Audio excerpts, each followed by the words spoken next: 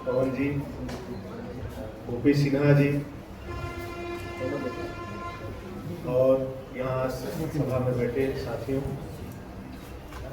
सबसे पहले मैं राजीव भाई और रिहाई मंच की पूरी टीम को इस बात के लिए बधाई और धन्यवाद देता हूं कि इन लोगों ने एक जो मुहिम जो छूट गई थी 4-5 सालों का एक जो गैप आ गया था उसको इन्होंने उसको शुरू किया और ये एक बहुत ही महत्वपूर्ण कार्यवाही है जिसके लिए राजीव भाई और सभी साथी धन्यवाद के पात्र हैं। क्योंकि रिहाई मंच हमें याद है शहर में जब तमाम तरह के आंदोलन बंद थे तो रिहाई मंच एक महत्वपूर्ण आंदोलन चला रहा था और लोकतांत्रिक जो ताकत है उसके तौर पे एक अपनी प्रेजेंस को दर्ज कराए हुए थे। जैसा कि निजाम है हम सब देख रहे हैं और यहाँ बैठे सभी लोग वाकिफ हैं उससे।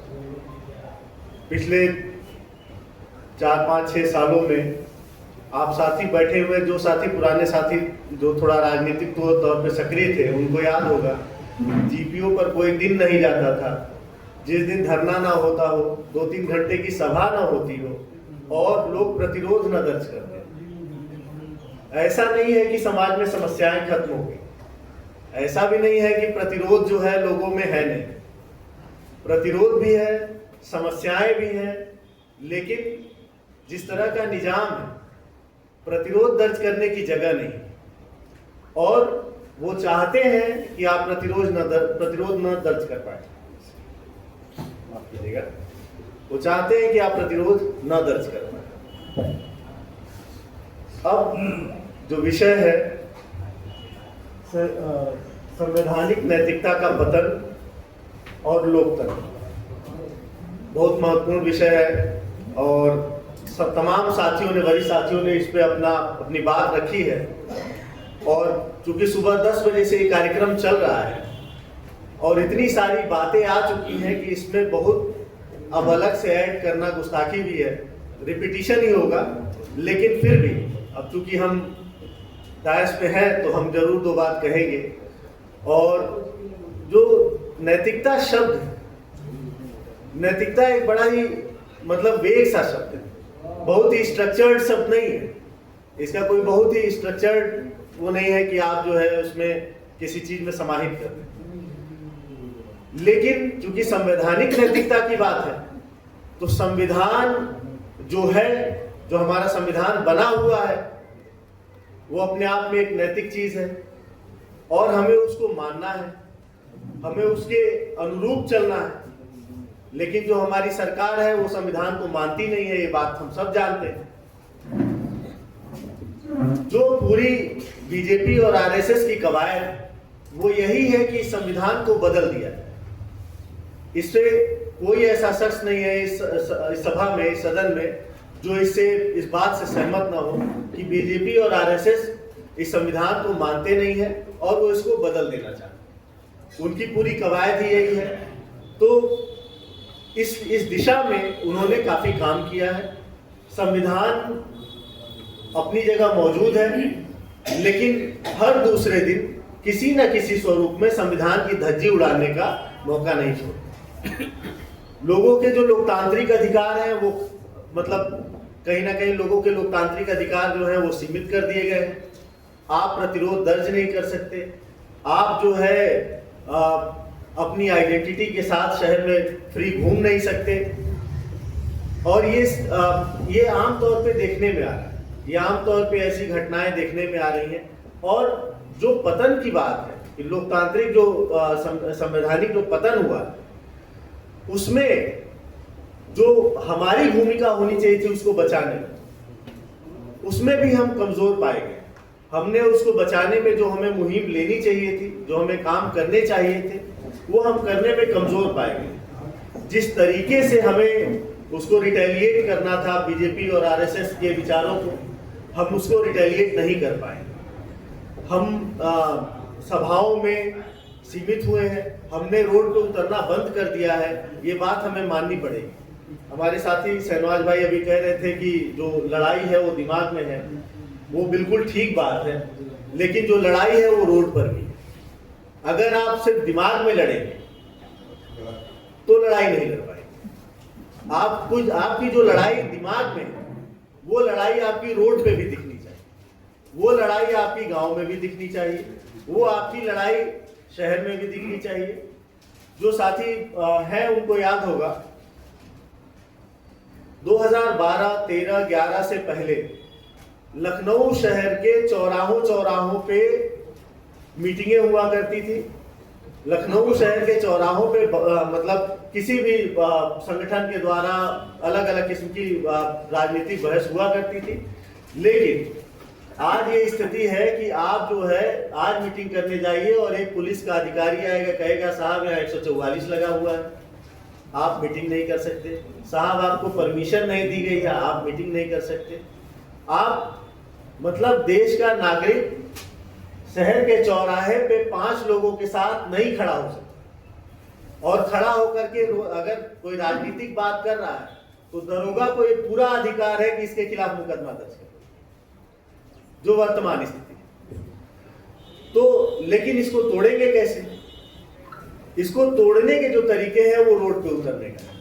राजू भाई हमारे साथी हैं, आंदोलन में हम लोग लंबा साथ रहा है हमारा।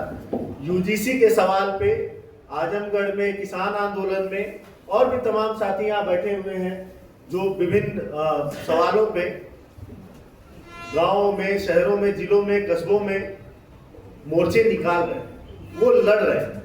असल में जो लोकतंत्र की जो पतन है, नैतिकता का पतन है, उसको रोकने का काम वही कर रहे हैं जो वहां लड़ रहे हैं, जो मौके पे लड़ रहे हैं, जो चौराहों पे लड़ रहे हैं।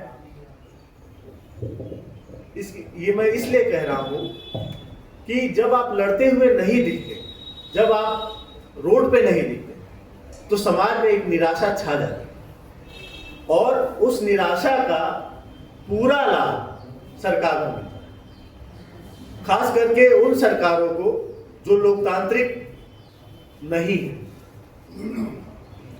नैतिकता की जो बात है वो ये है कि आज हमारी सरकार नैतिक नहीं है, संविधान को भी नहीं मानती है, और संविधान भी हमारा मौजूद है, सब कुछ है, उसके बाद भी वो जो चाहती है वो कर रही है, और वो उसमें काफी हद तक सफल है। लेकिन उनको रोकने के लिए जब किसान आंदोलन होता है, जब उनको पूरे दिल्ली का बॉर्डर घेर लिया जाता है, तो वो जो है जो बिल बनाते हैं, वो इसेंशियल कमोडिटी एक्ट और तमाम जो वो फार्मर्स को लेकर के जो बिल इंट्रोड्यूस करते हैं, उसको वो वापस ले लेते हैं। उसको बचाए रखने के लिए, उस नैतिकता को बचाए रखने के लिए जो मात्र रास्ते हैं वो है उसको आपको आकर के सामने आकर के कन्फ्रंट करना। साथी अहमद बैठे हुए हैं, लखनऊ विश्वविद्यालय से लेकर के तमाम मोर्चों पे हम लोग साथ रहे हैं। लखनऊ विश्वविद्यालय में भी लाल बारादरी का आंदोलन हो रहा था, वहां पे नमाज जो है वो न पढ़ने देने के लिए जो विश्वविद्यालय प्रशासन है, मोहन भागवत एक दिन पहले आए, 2 दिन पहले, और उन्होंने एक निर्देश दिया, कुछ आपस में बातचीत हुई, जो भी बातचीत हुई हो, उसके बाद एकाएक लाल बारादरी में जो बच्चे नमाज पढ़ रहे थे, जो वहां के प्रोफेसर नमाज पढ़ रहे थे, वहां पे उन लोगों ने उसको सील कर दिया। लेकिन अहमद और तमाम और छात्र जो वहां पे मौजूद थे, वो किसी भी धर्म से आते, हिंदू हो, मुस्लिम हो, किसी भी धर्म से आते, उन्होंने वहां विरोध दर्ज कराया। और ईद के वक्त जब वहां पे इफ्तार की गई, तो वहां कुछ हिंदू साथियों ने भी वहां पर एक घेरा बना करके एक संदेश दिया, वो संदेश गया। वो संदेश क्यों गया? क्योंकि वहां मौके पे मौजूद, मौके पे लड़ रहे। तो जब हम हर मोर्चे पे लड़ते हुए दिखेंगे, तो आप विश्वास मानिए, ये ताकत, इतनी ताकतवर ये सरकार नहीं है, और इतना ताकतवर ये संघ नहीं है।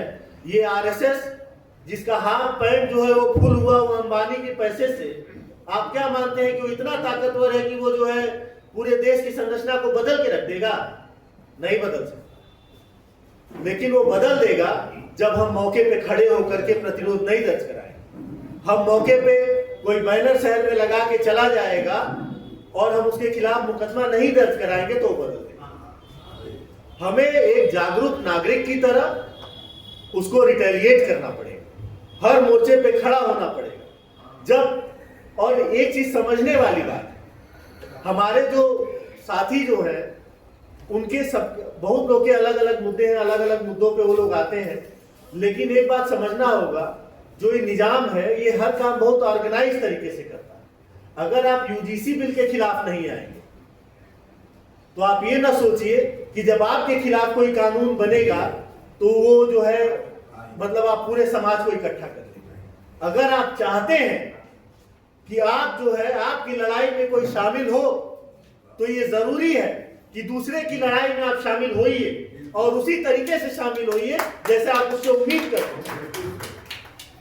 ये कलेक्टिव एफर्ट और आज समाज को बचाने का एकमात्र तरीका है कि हम जो है सारे लोग मिलकर के संविधान को बचाने के लिए, लोकतंत्र को बचाने के लिए एक साथ इकट्ठा हो और सरकार के जितने, क्योंकि देखिए हम मानते, फंडामेंटली मानते हैं कि ये जो निजाम है ये किसी भी रूप में लोकतांत्रिक नहीं है, तो ये आम जनता के हित में तो कोई काम नहीं करेगा। तो आप ये ना समझिए कि ये चीज वो ला रहे हैं तो अच्छी है, वो चीज ला रहे हैं तो बुरी है। सेलेक्टिव होने से काम नहीं चलेगा, आपको कलेक्टिवली लड़ना पड़ेगा। और जब सब लोग इकट्ठा होकर के लड़ेंगे तो मुझे नहीं लगता कि ये इतने ताकतवर हैं जितना ये डर और ये हवा बनाया गया है। मैं बस इसी बात के साथ अपनी बात को समाप्त करूंगा कि